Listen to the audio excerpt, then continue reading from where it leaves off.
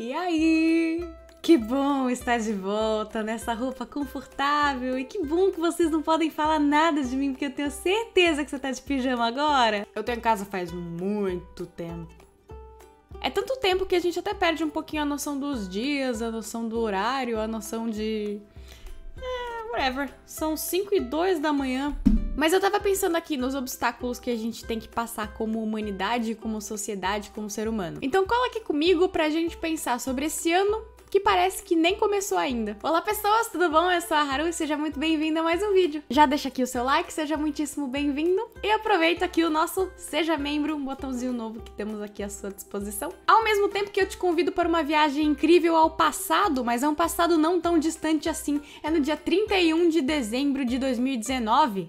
Nossa, faz anos, não é? 2019, tanto tempo que eu não escuto isso. A gente era feliz, não sabia, né? A gente não sabia mesmo. Nossa, que felicidade. Dia 31 de dezembro, a gente tinha fogos, confraternizações, abraços, promessas, metas e objetivos pra passar o 2020 da melhor forma possível. E tá aí uma curiosidade, a humanidade produz esse tipo de festa, né? De comemoração, de início e fim de ciclos há mais de 4.000 anos. Inicialmente, a celebração desses ciclos era feita conforme se observavam, né, os ciclos da natureza, do dia, da noite, da primavera, do verão, do outono e do inverno, do plantio, da colheita, e os rituais de passagem que pediam alimento, que pediam fartura e a boa vontade dos deuses, ou seja lá o que for que a gente tá falando aqui. Mas os primeiros povos que fizeram esse tipo de comemoração foram os povos lá da Mesopotâmia, né, que hoje é a área que corresponde aos territórios do Kuwait, do Iraque, da Síria, da Turquia, e que já que esses povos dependiam da agricultura para sobreviver,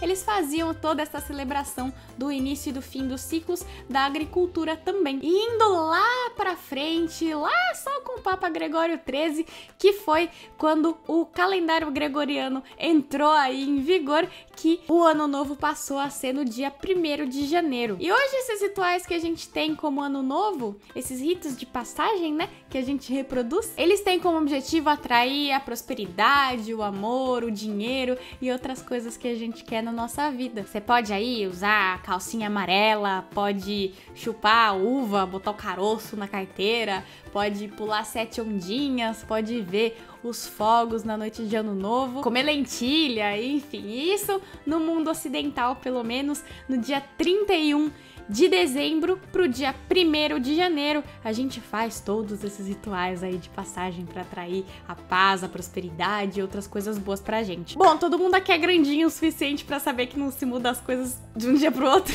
mas a tradição é seguir em frente, caminhar e levar pra frente os seus projetos, as suas esperanças e etc. E aí aquele momento que você pede pra você mesmo, você promete pra você mesmo que você vai tocar os seus projetos, vai começar a academia, vai perder 2 quilos, vai fazer alguma coisa que você queria muito, vai fazer uma viagem, vai se alimentar melhor, vai fazer uma especialização, vai estudar pra faculdade, vai, sei lá, o que você gostaria aí de pedir, quais são as suas resoluções de ano novo. Eu tive várias. E nesse 31 de dezembro de 2019 não foi diferente. Rituais de passagem, confraternização e que 2020 traga muita paz, felicidade. E chegou janeiro. Janeiro, eu tava lá no Japão e foi maravilhoso, foi um momento incrível pra mim, mas tudo isso já tava ligeiramente ameaçado por conta de uma ameaça invisível e que meio a outra cultura, costumes diferentes, muito frio e muitas novidades, já surgia um pequeno medinho que me fez, inclusive, voltar antecipadamente pro Brasil. Em fevereiro a gente já tava meio em alerta, mas o Brasil, o país do carnaval, não podia parar, não tinha como.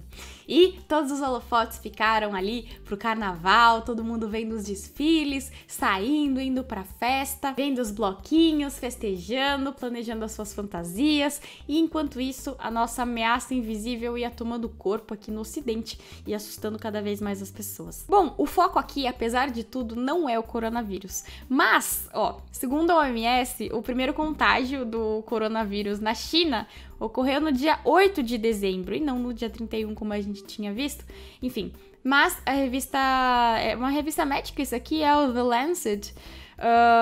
Eles colocaram aqui como a primeira infecção conhecida tivesse ocorrido no dia 1º de dezembro. Bom, mas na verdade não importa, agora o que aconteceu já tá acontecido. E muitas vezes a gente não tem a capacidade de mudar como as coisas acontecem, mas a capacidade que a gente tem de mudar e de definir como a gente reage a essas coisas. E aí, no dia 11 de janeiro, foi anunciada a primeira morte que teve em Wuhan por conta do coronavírus. E 10 dias depois foi confirmado que dava para transmitir esse tipo de pneumonia, essa SARS, né? No dia 23, a cidade já estava fechada pro mundo. Já estava todo mundo em quarentena. Isso a gente ainda não achava que era muita coisa. E no dia 26 de fevereiro teve o nosso primeiro caso aqui no Brasil. De lá pra cá, os estágios só aumentaram e é muito triste a gente falar de números. E é por isso que eu não vou falar deles aqui. Até por respeito, porque atrás desses números tem vidas, tem histórias, tem promessas, tem planos, tem muitas coisas que foram interrompidas e que merecem ser honradas e que a gente não fale só de números. E pra quem ficou aqui no plano material, a gente tem a sensação de que 2020 não engatou, que 2020 nem começou ainda. A sensação é que a gente parou e a gente não tá acostumado a parar. A gente parou para proteger mais vidas, para proteger a vida das pessoas e para proteger aquilo no qual a gente sempre acreditou. E vocês já repararam para ver que depois que a gente parou, um monte de coisa esquisita começou a acontecer? E aí esse momento que a gente tenta explicar, né, todas as coisas. O ser humano, ele não sabe ficar parado.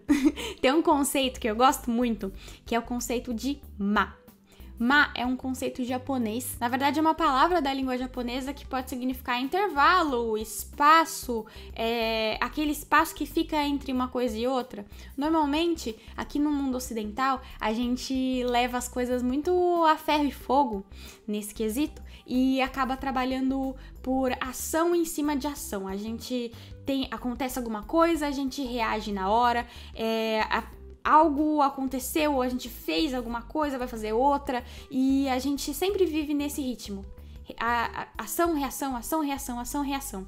E a gente nunca tá parado. Muitas vezes isso pode acontecer e acabar dominando mesmo o nosso emocional e sugando toda a energia que a gente tem.